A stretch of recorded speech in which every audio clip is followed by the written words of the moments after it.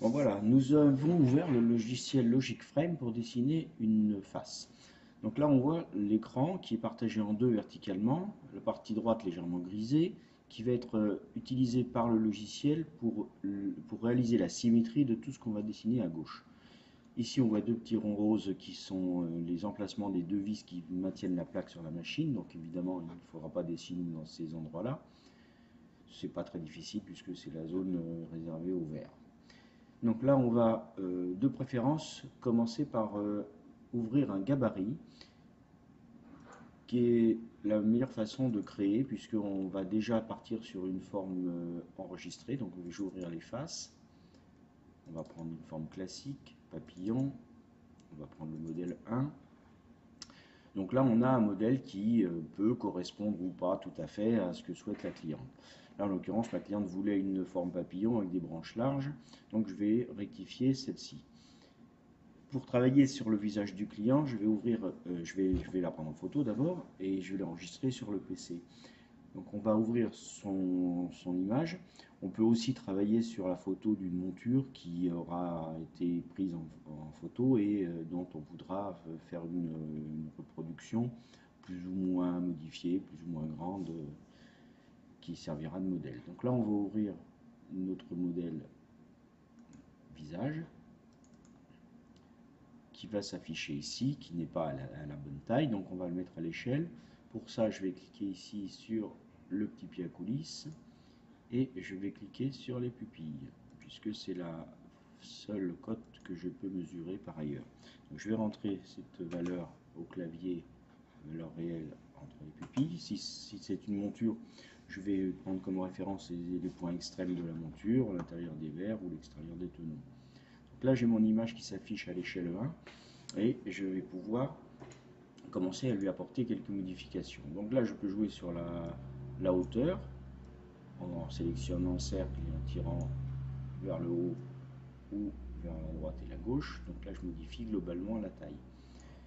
Je peux sélectionner les deux et utiliser des petites fonctions qui sont soit inclinaison, ça va modifier ma forme en l'inclinant plus ou moins, ou bien en la faisant tourner pour accentuer l'effet papillon. Bon, je vais faire ça. Ensuite, je vais pouvoir modifier plus finement la forme en double-cliquant sur le tracé extérieur. Avec ma souris, la roulette de la souris, je fais un zoom pour agrandir mon image et mieux voir ce que je fais. Voilà, je vais rendre la forme plus arrondie en haut. Je vais supprimer ce creux là puisque la cliente ne l'aime pas et on va faire, donc là je sélectionne les points, je fais supr au clavier. Voilà, je peux aussi en ajouter en faisant insert au clavier. Voilà, j'en ai rajouté un, je vais l'enlever parce qu'il n'est pas utile et je vais faire ma modification de forme avec la cliente pour que ça corresponde à son souhait. Donc là, elle voudrait une branche assez large. Donc là, ce qu'on va faire, on va rendre ce point-là plus anguleux. Donc là, je vais le sélectionner et avec le clavier, je tape sur la touche P comme plus pour le rendre plus pointu. Ici en haut, on va faire pareil. Voilà. Je peux enlever l'image de fond si je veux avoir une meilleure vision du tracé en cliquant simplement sur ce bouton. Donc là, je vois ma forme sur un fond blanc. Donc, je la remets et je vais modifier un peu mon cercle intérieur en conséquence. Donc là, je vais arrondir aussi mon cercle. Voilà. Je peux garder un angle assez pointu puisque j'utilise une fraise rageoir de petit diamètre, ce qui me permet d'avoir cet avantage de faire des angles de verre assez pointus qu'on ne pouvait pas obtenir avec les méthodes traditionnelles, industrielles, qui utilisent elles des fraises de gros diamètre. Donc là je vais faire ça. Là, bon, je décide de conserver cette forme globale. je clique sur le cercle et avec la touche entrée au clavier, j'ai mes cotes globales. Donc la hauteur du cercle, 30, on va mettre 38 si on veut faire des controns, et 150 de large. Pareil pour le cercle. Donc je vais faire un cercle de 30 de haut et de 55 de large. Si je veux connaître l'épaisseur de mon cercle à certains endroits, je peux sélectionner ici le petit bouton distance et je vais positionner mon curseur de souris sur l'endroit que je vais mesurer et il va me donner l'espace ici entre les deux traits, donc 3 mm, ce qui est normal pour un cerclage. Il faut pas descendre en dessous de 2,5 raisonnablement, puisqu'une fois qu'on aura fait le drageoir d'1 mm de profondeur, il faut qu'il reste un peu de matière, on va limer, on va poncer. Donc 3 c'est pas mal. Donc là je vais pouvoir aussi afficher de façon plus visible cette monture en lui donnant de la couleur. Donc là je vais cliquer sur ce bouton aspect final et je peux avoir, j'ai un choix de couleurs qui sont les couleurs Windows traditionnelles pour l'instant. Plus tard on aura certainement la possibilité d'afficher des couleurs réelles d'acétate. Pour l'instant on se limite aux couleurs Windows. Voilà. Par sécurité je vais enregistrer ce fichier, donc fichier enregistré sous. Dans mes documents face, je vais rentrer ça sous le nom de ma cliente, test 1, enregistré. Voilà. Je pourrais toujours le retrouver si je fais une bêtise ou si je veux l'utiliser pour un autre client. Je vais peut-être accentuer l'effet papillon, donc là on va reprendre ce petit bouton et on va tourner un peu plus la forme. Idem pour le vert. Voilà.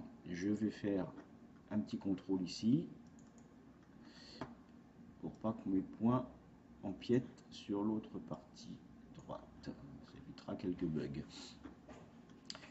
Donc là je vais modifier ce coin là pour le rendre vertical.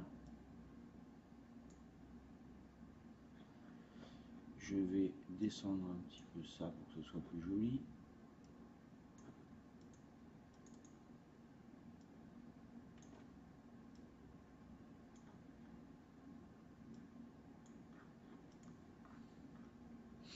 Voilà, ma cliente préfère ça, on va lui faire ça. Il y a une symétrie automatique, mais vous pouvez aussi créer une forme à gauche et modifier la partie droite si l'envie vous prend de faire une forme dissymétrique.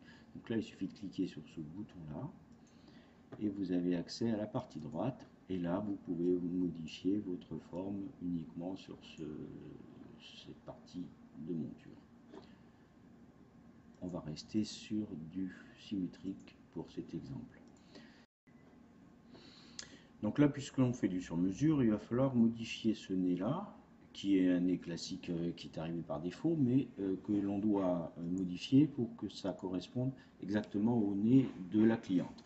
Donc là, on a pris au préalable les mesures avec le rhinomètre spécifique au petit 3, qui nous a permis de mesurer l'angle de face, la largeur du nez et la position des pupilles par rapport à l'appui nasal de la monture. Donc là, on a mesuré un nez de 40 degrés d'angle avec une largeur de 14, 2 mm sous les pupilles. Donc on va ouvrir ce modèle en cliquant ici sur ce petit bouton pont nasal. On arrive dans une librairie, on a dit 14 de large en 40 degrés, donc on a toute la série des ponts du rhinomètre. 14, c'est celui-ci. Je le positionne à la souris sur les pupilles. Et je vais le descendre ici 1 mm et un deuxième millimètre qui nous fera 2 mm sous les pupilles. Donc ici on va enlever l'image de fond pour mieux voir. On voit le nez futur de la lunette et le nez actuel. Donc on va modifier les points du tracé pour les aligner sur notre modèle.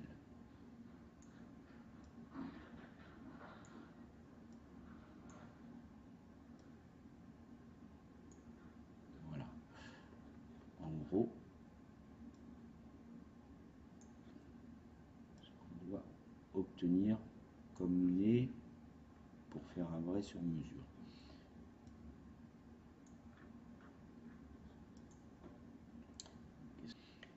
Voilà, donc là j'ai mon nez qui est correctement refait.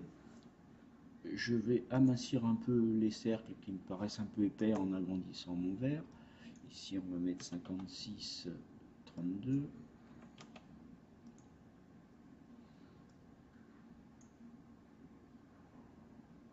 Voilà. Maintenant je vais positionner mes emplacements de charnières, puisque les charnières qui vont être rivetées sur la face vont être insérées dans des emplacements faits par la mini fraiseuse. On va donc positionner les emplacements, c'est simple, il suffit de cliquer sur ce petit bouton charnière. Ça nous ouvre le modèle au petit 3 vertical par exemple, puisque c'est les charnières que je fournis. Vous pouvez bien sûr créer vos modèles d'emplacement qui correspondent à vos propres charnières. Ici, je vais positionner, vous voyez ici un trait vertical qui correspond au bord extérieur de ma branche. Ici, vous avez des valeurs qui correspondent aux épaisseurs, aux largeurs des branches. Donc, je vais me positionner ici sur le bord de ma monture, le trait vertical tangent au bord, et je vais mettre une branche de 14. Donc, je m'aligne en haut sur la valeur, sur le trait 14 qui va arriver ici. Et en bas, je vois que ma monture est un peu juste. Donc je vais la descendre un petit peu. Je mets l'image de fond. Voilà. Donc là, je vois ma branche de 14 qui va être bien intégrée à ma forme de tenon. Ici, je m'aperçois d'une chose, c'est que mon lamage, mon emplacement de charnière est un peu près du cercle. Donc je vais réduire un peu la largeur de mon cercle pour laisser un peu de matière. Voilà, donc là j'ai positionné ma charnière. Je vais positionner, si je veux mettre des plaquettes acétate collées, je vais aussi demander à la machine de me faire un petit lamage, un emplacement pour les positionner plus facilement symétriques. Donc là ici je vais cliquer sur le petit bouton plaquette, j'en ai qu'un, donc je clique sur ce modèle, je viens le positionner ici et je vais déjà l'incliner pour qu'il soit parallèle à la forme de mon cercle et je viens le positionner sur le cercle. Je vais le mettre ici, ce qui me paraît à peu près correct.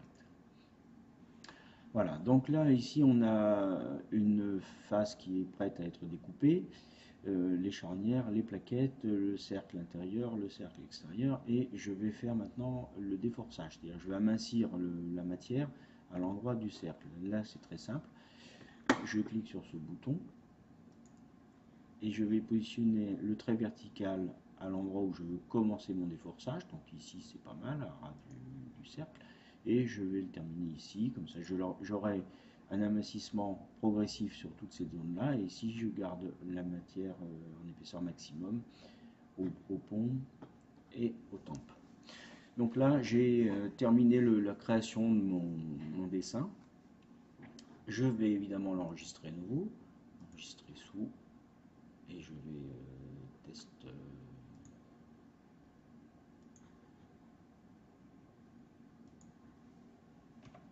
2. Voilà. Donc là, je peux l'envoyer directement en usinage. Pour ça, c'est très simple. Je vais cliquer sur ce bouton, fraiser. Et je fais apparaître toutes les traces d'usinage que la machine va faire. Donc là, je m'aperçois que tout est correct. Hein. Elle va gérer tous ces lamages, ces découpes en profondeur et les découpes intérieures et extérieures. Ici, je vois des petites parties sur l'extérieur et sur l'intérieur qui sont les points d'attache. C'est-à-dire que la matière va être usinée en laissant attacher les trois morceaux de façon à ce que ça ne bouge pas à la fin de la découpe. Donc tout ça, on va gérer ça par cette fenêtre de découpe. Donc l'outil, diamètre de l'outil 1,6, c'est l'outil qu'on va toujours utiliser. L'épaisseur de coupe, ici je vais rentrer l'épaisseur réelle de ma plaque. Donc on mesure au pied à coulisse, une plaque de 6,15 d'épaisseur par exemple. La profondeur des charnières, on va laisser 1 mm. L'angle des charnières, alors qu'est-ce que c'est que ça? L'angle des charnières, c'est l'angle que l'on va donner ici à l'usinage, de façon à incliner la charnière d'un certain angle, qui va permettre d'avoir la branche va être inclinée de la même valeur. Donc on va mettre un 6 degrés à droite, on peut avoir des inclinaisons différentes, 6 degrés à gauche. On peut ouvrir les paramètres avancés, ce qui va nous permettre de voir les autres valeurs qui doivent être plutôt conservées telles que. Donc là, on va usiner avec des passes de profondeur 1 mm. La surprofondeur de coupe, ça c'est la partie qui va être découpée en plus de la profondeur de découpe de notre épaisseur de plaque, donc 6,15. Là, on va déborder de 0,1 pour être sûr de découper complètement la plaque, sans trop abîmer le plateau martyr. L'épaisseur de déforçage, ça c'est l'épaisseur qu'on va avoir au maximum ici au milieu, puisqu'on va partir de 0 ici et qu'on va descendre jusqu'à 1,5, on va remonter ici. Donc on peut laisser 1,5, c'est pas mal. Et les points d'attache, tous les 20 mm sont ces fameux points d'attache qui vont permettre de relier les différentes parties de la matière. On peut les laisser comme ça. La largeur des points d'attache 2 et épaisseur 1 mm, vous ne touchez pas. Vitesse de plongée, vitesse de coupe, on peut mettre 10 mm. 12 c'est évidemment plus rapide. Sur les formes très sophistiquées avec pas mal de retours et de creux, il vaut mieux aller plus doucement pour éviter que la machine décroche quand il y a trop de mouvement. Donc, mais pour des formes comme ça, on peut laisser 12, il n'y a aucun problème. Vitesse de rotation, vous ne touchez rien, vous laissez comme ça. Donc on va cliquer OK et ça va nous amener sur la deuxième vidéo qui va être le début de l'usinage.